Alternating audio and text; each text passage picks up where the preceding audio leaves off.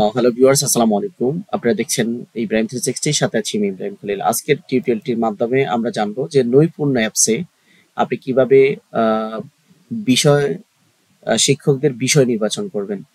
কোন শিক্ষককে কোন বিষয় দিবেন এটা কিভাবে করবেন আজকে আমরা সেটা দেখাবো। এটার জন্য আপনি হেডমাস্টারের পিডিএস আইডি দিয়ে master.nৈপুণ্য.gov.bd এই ওয়েবসাইটে চলে আসতে হবে। সেখানে ক্লিক করে আপনি লগইন করে নিতে হবে।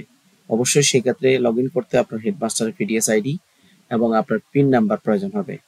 তো এরপর আপনি ব্যবস্থাপনাতে আসবেন। ব্যবস্থাপনাতে আসার পরে আপনি এই যে বিষয় শিক্ষক নির্বাচনে ক্লিক করে দিবেন। বিষয় শিক্ষক নির্বাচনে ক্লিক করে দেওয়ার পরে আপনি কোন শাখাতে কোন বিষয়ে টিচার অ্যাড করতে চান। আর যদি আপনি সেকশন অ্যাড করতে চান, এখানে দেখতে পাচ্ছেন সেকশন ভিত্তিক বিষয়। আপনি এখানে শ্রেণী সিলেক্ট করবেন। এখানে আপনি দেখতে পাচ্ছেন অলরেডি এখানে ক শাখা দেখাচ্ছে। আপনি কি ক শাখার শিক্ষক অ্যাড করবেন না খ শাখার শিক্ষক অ্যাড করবেন, এখানে কোন শ্রেণী অ্যাড করবেন এবং কাকে শ্রেণী শিক্ষক কাকে দিবেন সেই শ্রেণী শিক্ষক এখানে দিবেন।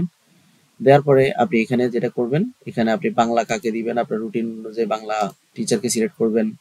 ইংরেজি আপনার রুটিন অনুযায়ী ইংরেজি টিচারকে সিলেক্ট করবেন। এভাবে সকল বিষয়ের সিলেক্ট করার পরে আপনি জাস্ট সংরক্ষণ করুন অপশনে ক্লিক করলেই শিক্ষকের নামে সাবজেক্ট বরাদ্দ হয়ে যাবে।